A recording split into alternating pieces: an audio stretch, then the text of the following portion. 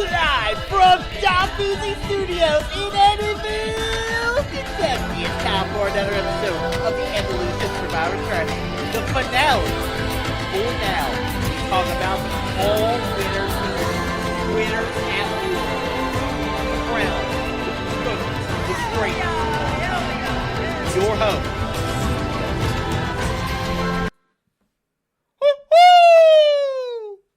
Hello, Easy Nation, and welcome to Chapter 40 of the Evolution of Survivor Strategy. I'm done. I have finished my marathon of Survivor seasons. I started back in summer of 2020, and I'm done. I have completely finished my rewatch of the Survivor series. Now I'm ready for the new season of Survivor to come out. But, it's probably gonna be a while. But, it was a fun rewatch. And I'm going to be doing a Survivor Rankings. I'm going to do two of them. I'm going to be doing a detailed version of it on my podcast. It will probably be out maybe in a few days. I'm going to, come up with details and why the seasons are ranked the way they are.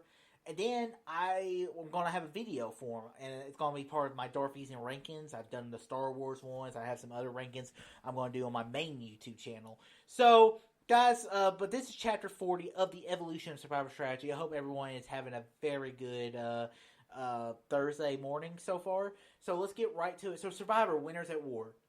An all-winner season has been a season I was wanting to see for years. Because, we've seen so many great winners from Richard Hatch to Kim Spradlin to Tony Blanco, Boston Rob, and there's so many winners that weren't even involved in this season. I've talked about all the gameplay in the last 39 chapters of the Evolution of Strategy, and to see 20 winners come back, and so first off, the cast. Is there any winners that I would like to see come back to play that were not involved? Absolutely. I would have loved to see Earl come back from Survivor Fiji. I think it would have been a very interesting gameplay. He probably would have taken the window spot, just knowing where things would go in. Or maybe he would have taken the Nick spot. So I would kind of hope they would take the Nick spot, even though I like Nick because, Kentucky, because I'm from Kentucky and he's the best player to ever come from Kentucky, who's not just a country idiot. Then I would have loved to see Cochran come back. I think Cochran would have taken the Adam Klein spot, but then we wouldn't have had that iconic moment when he tries to take the idol from the podium, which is always an all-time funny moment. Then we have, and then I would have loved to see Richard Hatch come back. I think if of all the people that should have come back, I think Richard Hatch, I would have been interested to see how Richard Hatch played a modern-day Survivor game. So, and maybe I don't know whose spot he would have taken, but I would have loved to see Richard Hatch come back. And it sucks that we didn't get to see him, but, it's part of it. So, winners at war. 20 winners. We have a complete. And the thing about this season, it is so competitive. The gameplay is at such a high level. And I love the worst part about the season, and it's not even a bad part it's not a negative of the season, but it sucks that all the old school players went out the way they did. Like, it was like one after another, and like one of my favorite, it was cool. The first pre-merge was watching Boston Rob play. It's always fun watching Boston Rob play, but I've said it before, and I'll say it again. Boston Rob is only a good Survivor player if he has a lead. If he has a lead, he's dominant and nobody can stop him. But if he is playing from behind, which he was playing a lot from behind this season, then he is not going to do well.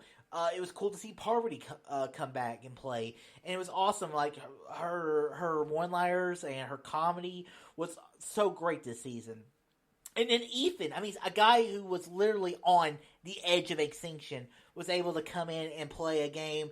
This is Ethan probably. I would I think Ethan probably got a little screwed. I'm not gonna say he got screwed because he got screwed with good gameplay because they decided to take Ethan out to weaken Rob. I mean, it was a brilliant move, but I felt like if Ethan makes it through that vote, Ethan makes it a lot farther in this game, and so yeah, I mean, like I said, there's so much stuff to talk about, and we had the reunification of Cops R Us with Tony and Sarah, and that alliance kind of dominated the game. But one of the great things about this season was winners, because not every time somebody wins, people are like, "Oh yeah, they definitely deserve to win." And two winners definitely, I felt like, proved they were good Survivor players. And the first one is Ben, because I'm hard on Ben on his season. I will totally admit that.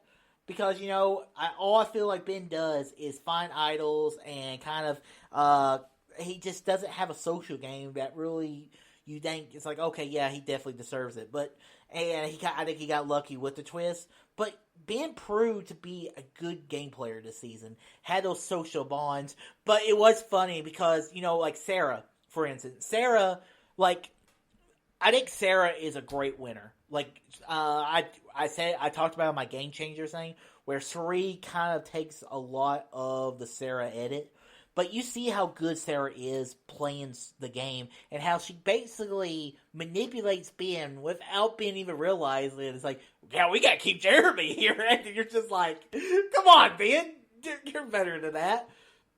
Other things this season I really enjoyed. It was cool seeing players like Jeremy come back playing.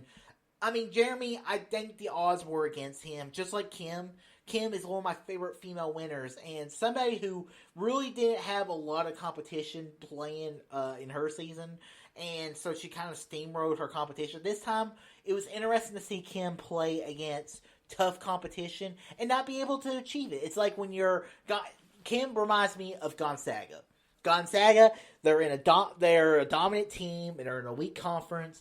Once they get to the tournament, they start to kind of freak out and maybe not play as good as they do in their conference. I mean, Kim, I'm probably also going to do another video or a podcast of my winners rankings. I'm going to rank all 40 winners. And that's counting both Sandra and Tony twice, so that'll be an interesting thing. That'll take a little longer to do. Well, it won't take much longer. It just I'll just have to do it. So the merge, there's some really dynamic live tribals, more live tribals this season, and I enjoyed it. I mean, like I said, there's some really great blindsides. When Tony takes out Sophie was a great moment. I mean, the idols find how Tony is searching at night because he doesn't want to be paying in a Game Changer. He's like, I'm going for an idol. You're like, Tony, what are you doing?